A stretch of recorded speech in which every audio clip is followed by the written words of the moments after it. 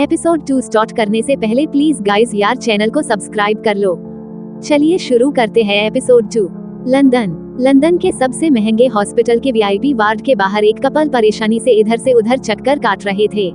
उनके फेस पर चिंता की लकीरें साफ दिखाई दे रही थी। तभी उस वार्ड का डोर ओपन हुआ और एक साथ दो डॉक्टर, जिन्होंने ऊपर व्हाइट ओवरकोट पहना था, कर मुंह पर मास्क लगाया हुआ था, वे अपने हाथों से ग्लव्स निकालते हुए वार्ड से बाहर आए। तभी उनकी नजर सामने खड़े कपल पर पड़ी। वार्ड के डोर ओपन होने की आवाज सुनकर उस कपल ने तुरंत डोर की तरफ देखा और जल्दी से डॉक्टर के पास आते हुए बोले, सर, हमारी बच्ची कैसी है? वो ठीक तो है ना? उसे कुछ नहीं हुआ ना? आप कुछ बोल क्यों नहीं रहे हो? हमें बताइए, हमारी बच्ची कैसी है? उस आदमी जिसने महंगा बिजनेस सूट पहना था और बालों को जेल से सेट किया हुआ था, उसकी उम्र 60 के आसपास होगी, पर उनका चेहरा देखकर कोई नहीं कह सकता था कि वे 60 साल के होंगे। उनका ऑरा इस उम्र में भी बहुत खतरनाक नजर आ रहा था। ये आदमी लंदन का मशहूर बिजनेसमैन अभिमान खुराना है। इनका ज्वेलरी का बिजनेस है जो लंदन की अधिकांश जगह फैला हुआ है। इनकी पत्नी आरशी खुराना, जो एक सरल स्वभाव की औरत है, ये सॉफ्ट हार्टेड पसंद के साथ खूबसूरती की क्वीन है। इस उम्र में भी ये बहुत खूबसूरत दिखती है। इनकी उम्र 50 साल है। अभिमान बिना डॉक्टर को बोलने का मौका दिए लगातार सवाल पर सवाल किए जा रहे थे।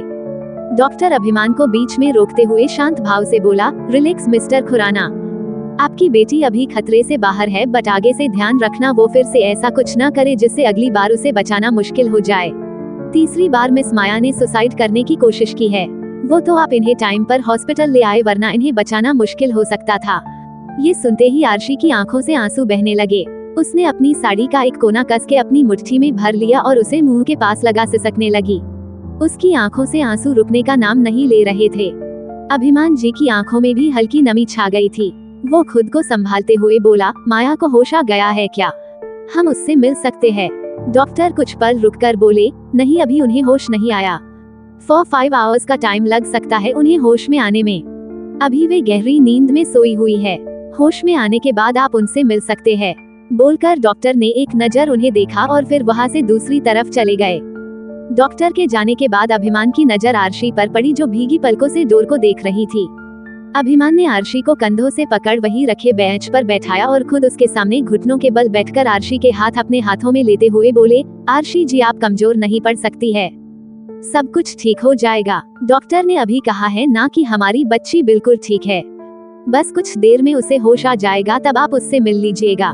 चलिए अब रोना बंद कीजिए, वरना वो आपको ऐसी हालत में देखेगी तो क्या सोचेगी।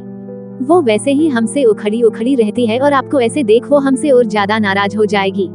बोलते हुए उन्होंने आरशी के गालों पर बह रहे आंसुओं को अपने हाथ से साफ किया और उनकी आंखों में देखने लगे। आरशी नम आंखों से अभिमान की आंखों से देखते हुए बोली, अभिमान जी, ये सब क्या हो रहा है? हमें कुछ समझ नहीं आ रहा है। हमारी बच्ची को क्या हो गया है? वो पहले तो ऐसी नहीं थी, हमारी हर बात सुनती थी, फिर अब क्या हो गया है उसे? वो हमारी बात मानती क्यों नहीं है? उसने तीसरी बार मरने की कोशिश की है। हम उसकी हर ख्वाहिश पूरी कर सकते हैं, पर एक इंसान को बिना उसकी मर्जी के उसे कैसे सौंप दे? वो समझती क्यों नहीं है? अगर उससे प्यार नहीं करता है, हम क्या करें? हमें कुछ समझ नहीं आ रहा है। कैसे समझाए उसे? अगर हमारी बच्ची को कुछ हो गया तो हम जी नहीं पाएंगे, हम मर जाएगा उसके बिना। बोलते हुए आरशी ने अपना सर पकड़ लिया। वो पैनिक करने लगी थी। अभिमान जी जल्दी से खड़े हुए और आरशी को अपने सीने से लगाते हुए सॉफ्ट आवाज में बोले, आरशी जी, कुछ नहीं होगा हमारी बच्ची को, आप शांत हो जाइए, हम समझाएंगे उसे, वो समझाएगी। इतनी नादान नहीं है हमारी माया। बोलते हुए उनकी आंख से एक आंसू की बूंद लुढ़क कर नीचे गिर गई। अंदर वार्ड में एक नॉर्मल सी दिखने वाली लड़की बेड पर बेहोशी के हालत में लेटी हुई थी। उसके बाल ग्रीन कलर के थे, जिन्हें उसने खुद कलर किया था। उसका मुंह मेकअप की परत से ढका हुआ था, जिससे उसकी नेचुरल ब्यूटी दिखाई नहीं दे रही थी। उसके नैन नक्श बहुत खूबसूरत थे, जो उसे इस लुक में भी सबसे खूबसूरत और एलिगेंट बना रहे थे।